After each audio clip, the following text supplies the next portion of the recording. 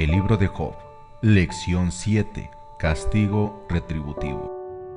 El propósito de la lección de esta semana es que siempre debiéramos procurar el equilibrio entre la ley y la gracia. La lección la dividiremos en tres partes. La primera, gracia y legalismo. La segunda, justicia y misericordia. Y la tercera, retribución definitiva.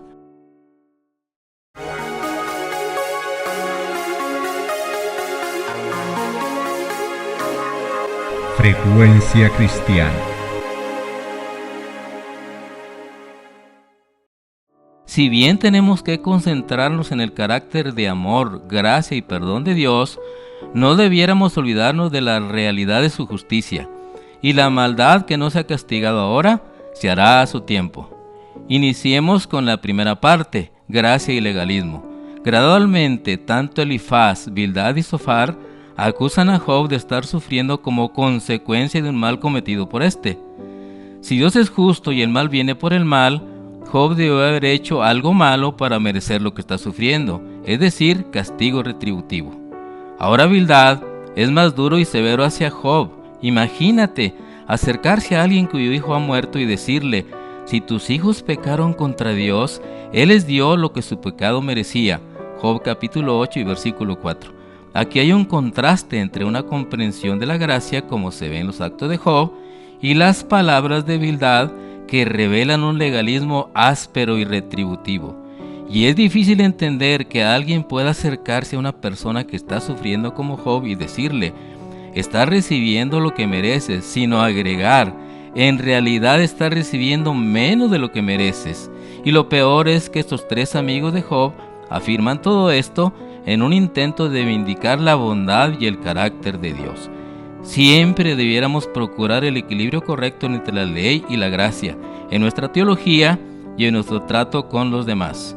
El legalismo ya se veía en la situación de Job con sus amigos, y también en el tiempo de Cristo con el legalismo de escribas y fariseos. San Mateo 23:23. Ay de vosotros, escribas y fariseos hipócritas, porque diezmáis de la menta, el comino y el eneldo, y dejáis lo más importante de la ley, a saber, la justicia, la misericordia y la fidelidad.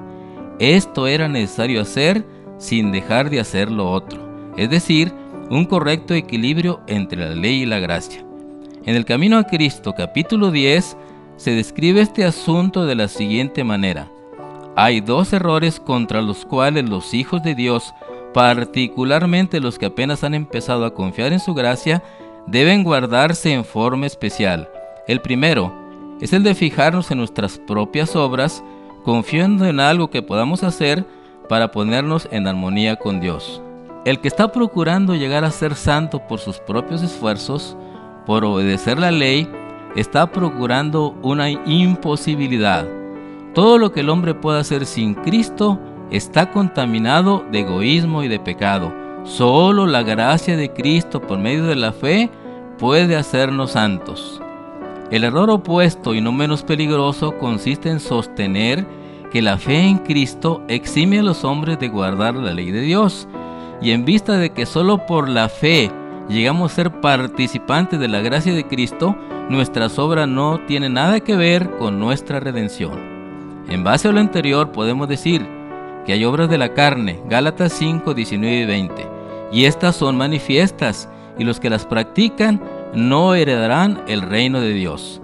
También hay obras sin Cristo, San Juan capítulo 15 y versículo 5. El Señor nos dice: separados de mí, nada podéis hacer. Y obras del Espíritu Santo en la vida del creyente. He aquí yo estoy a la puerta y llamo.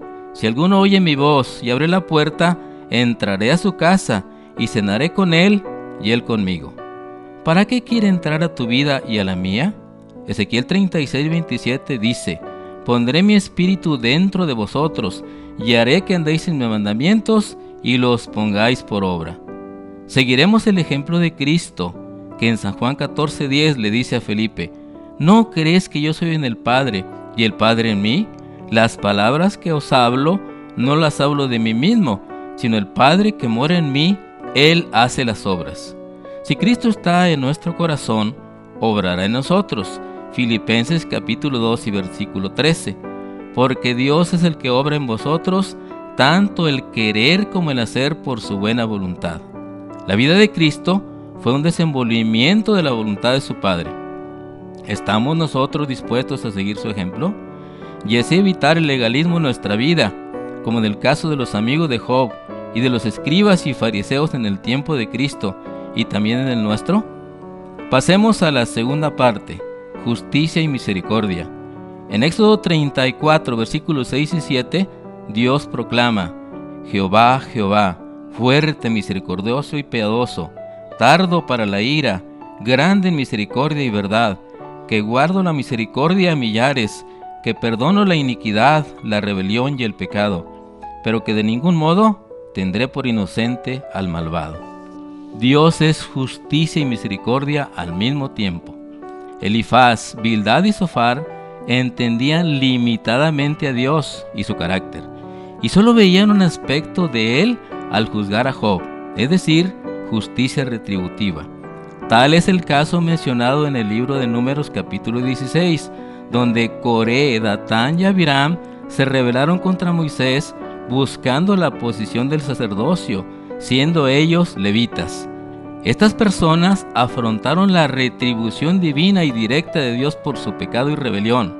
Mas si Jehová hiciere algo nuevo, y la tierra abriere su boca y los tragase con todas sus cosas y descendieren vivos al Seol, entonces conoceréis que estos hombres irritaron a Jehová. Números 16:30. Dios quería que todos supieran que Él mismo era quien traía inmediatamente este castigo sobre los rebeldes. De igual manera, la historia del diluvio es un ejemplo de retribución divina por el pecado. Dios castigó específicamente a aquellos que lo merecían. Pero aún ahí se reveló el concepto de gracia, Génesis capítulo 6 y versículo 8. Pero Noé halló gracia ante los ojos de Jehová. Y vio Dios que la maldad de los hombres era mucha en la tierra, y que todo designio de los pensamientos del corazón de ellos era de continuo solamente el mal. Si los antediluvianos hubieran creído la advertencia de Noé y se hubieran arrepentido de sus obras impías, el Señor hubiera desistido de su ira, como lo hizo más tarde con Nínive. Pero la misericordia dejó de suplicar a la raza culpable, y la maciza puerta que no podían cerrar los que estaban dentro del arca fue puesta lentamente en su sitio por manos invisibles.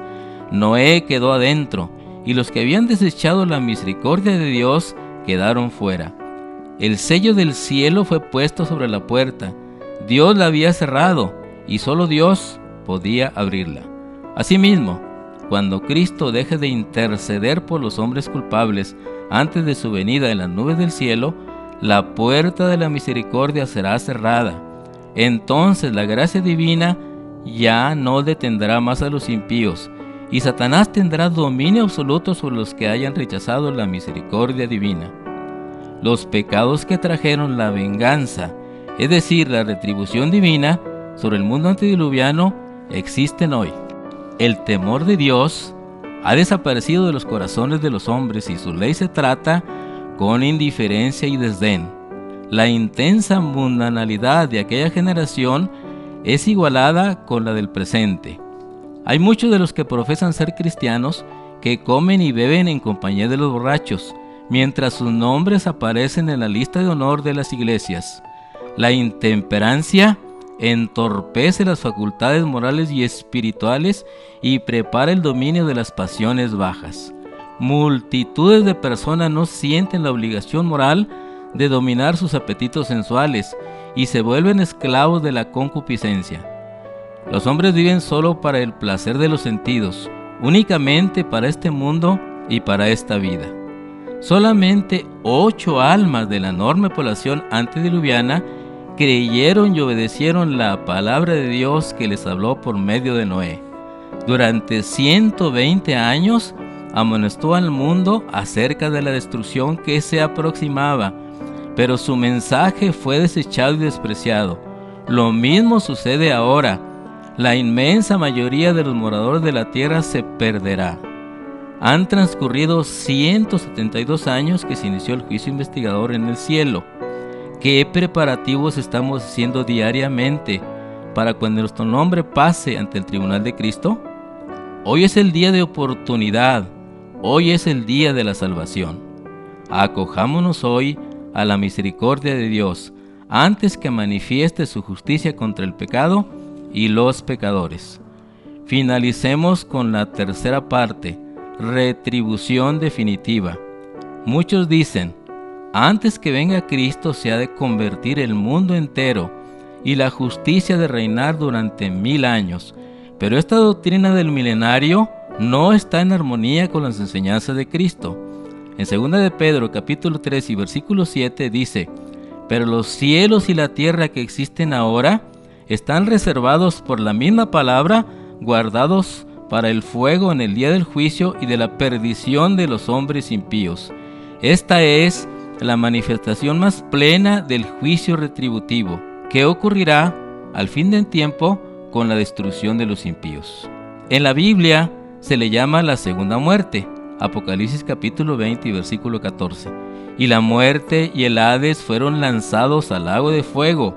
Esta es la muerte segunda.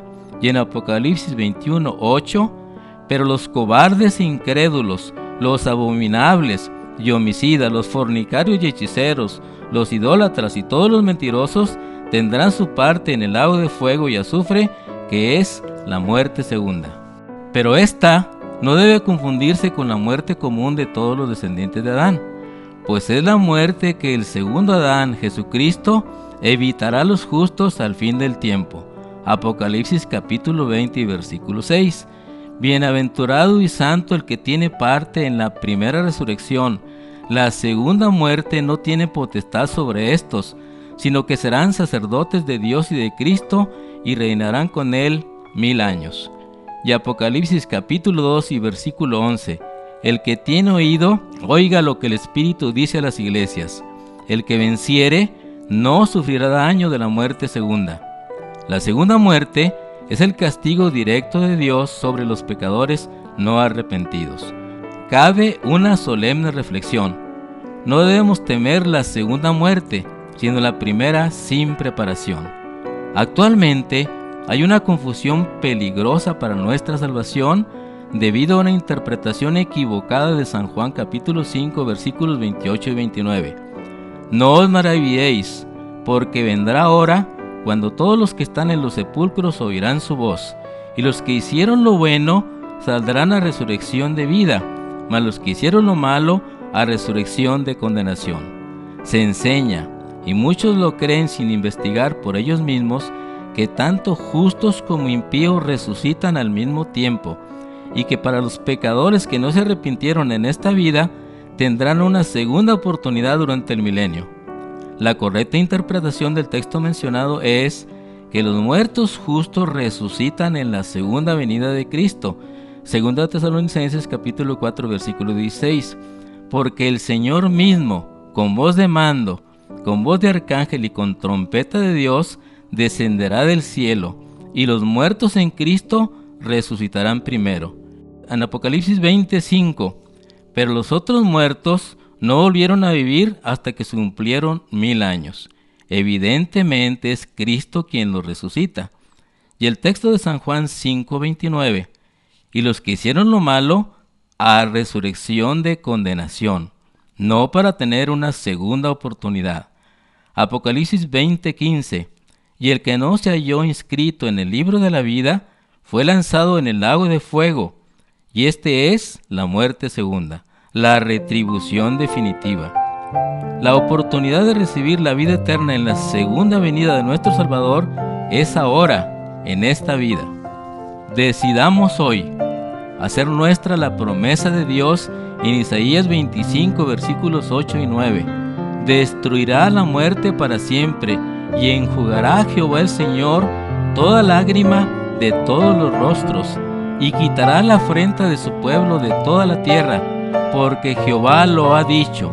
Y decir con todos los redimidos: he aquí, este es nuestro Dios, lo hemos esperado y nos salvará. Este es Jehová, a quien hemos esperado. Nos gozaremos y nos alegraremos en su salvación.